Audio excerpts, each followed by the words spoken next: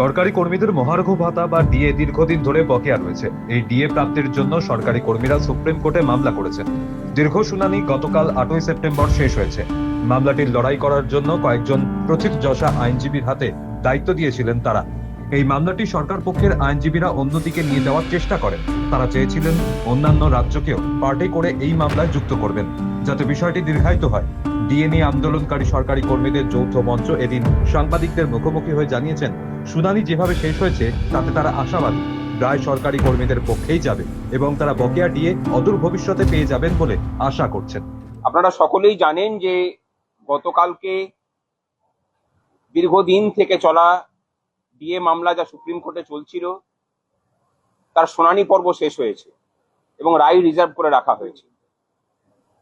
Supreme court আরো জানিয়েছে যে সরকার পক্ষ থেকে যা রিটেন নোট অফ সাবমিশন জমা পড়েছে সেগুলোকে কম্পাইল করে আগামী 2 সপ্তাহের মধ্যে জমা করতে হবে, অর্থাৎ গতকাল থেকে 2 সপ্তাহ 14 দিনের মধ্যে, এবং তাদের জমা দেওয়ার 7 দিনের মধ্যে আমাদের কর্মচারীদের পক্ষ থেকে তার যে রিজয়েন্ডার দেওয়া সেটা দিতে হবে।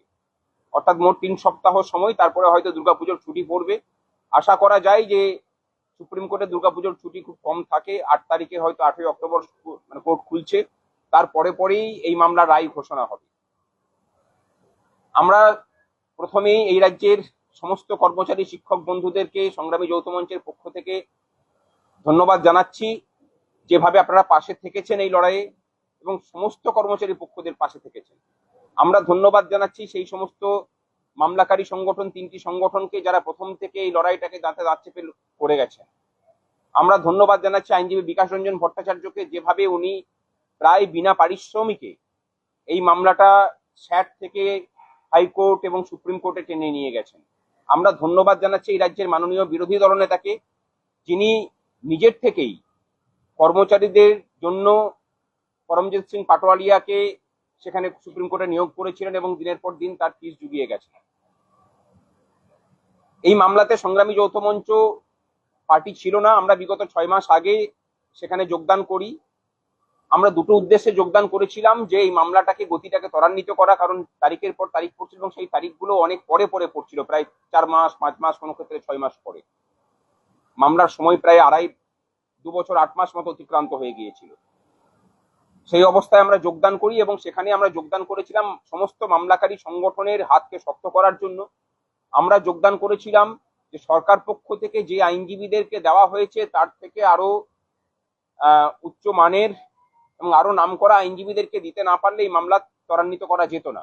আমরা যেভাবে এগিয়েছি, আমরা প্রথমে ইমপ্লিড অ্যাপ্লিকেশন করেছিলাম, সেই ইমপ্লিড অ্যাপ্লিকেশনের থেকেই আমরা মামলাতে অংশগ্রহণ করি এবং আলটিমেটলি গোপাল সুব্রমণিয়াম জিকে দিয়ে আমাদের কর্মচারীদের পক্ষের বক্তব্য রাখা হয় এবং সেই মামলাতে আজকে যে জায়গায় দাঁড়িয়ে আছে, আমরা এটুকু খুব আত্মবিশ্বাসের সাথে বলছি যে এই মামলায় জয় কর্মচারী পক্ষেরই হবে। এবং এই রাজ্যের মুখ্যমন্ত্রীকে এটা বলার যে প্রত্যেকটা প্রতিষ্ঠান দেশের, সেটা দেশের সংবিধান থেকে শুরু করে রাষ্ট্রপতি, প্রধানমন্ত্রী, সুপ্রিম কোর্ট, পার্লামেন্ট, এই প্রত্যেকটা প্রতিষ্ঠানকে বুড়ো আঙুল দেখানোর যে ট্র্যাডিশন বিগত 14 বছর ধরে চালিয়ে নিয়ে গিয়ে ভারতবর্ষের মধ্যে প্রায় একটা স্বাধীন রাজ্য তৈরি করার মতো জায়গাতে রাজ্যটাকে নিয়ে গেছেন। গতকালকেও সরকার পক্ষের আইনজীবীদের যে সাবমিশন ছিল তাতেও সেই প্রতিফলন আমরা দেখতে পেয়েছি। আমরা অবাক হয়ে গেছি যে কপিল সিব্বালজির মতো একজন আইনজীবী তিনি সওয়াল করছেন যে পার্লামেন্টে আইন পাস হচ্ছে, সেই আইনে পশ্চিমবঙ্গ সরকারের সাথে আলোচনা করা হয়নি বলে সেই আইন নাকি তারা মানতে বাধ্য নন। সেটা এআইসিপিআই হতে পারে, সেটা কেন্দ্রীয় রোপা হতে পারে। অর্থাৎ কেন্দ্র সরকার যখন বেতন কমিশন চালু করবে তখন প্রত্যেকটা রাজ্যের সাথে আলোচনা করার পরে তারপরে চালু করতে হবে এবং আলটিমেটলি অভিরূপ সরকাররা যেভাবে নিজেরা কেন্দ্রীয় হারে বেতন নিয়ে, মহার্ঘ ভাতা নিয়ে এই রাজ্যের কর্মচারীদের জন্য অশ্বডিম্ব প্রসব করেছেন, সেই রকম প্রসব করাতে চাইছেন আর কি।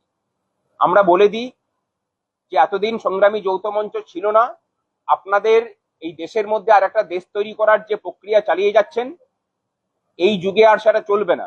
আপনি সঠিক পথে আসুন। এই প্রত্যেকটা প্রতিষ্ঠানকে যদি মান্যতা না দেন, আপনাকে এই রাজ্যের শিক্ষিত মানুষ এবং জনগণকে নিয়ে আন্দোলন করে কিভাবে সঠিক পথে চালাতে হয় সেটা আমরা দেখিয়ে দেব। রায়টা আসতে দিন। সেই রায়ে যদি ইমপ্লিমেন্টেশন সঠিকভাবে না হয়, বাকিটা বুঝে নেওয়ার কাজ সংগ্রামী যৌথ মঞ্চের নেতৃত্বে এই রাজ্যের কর্মচারী শিক্ষকরা করবেন।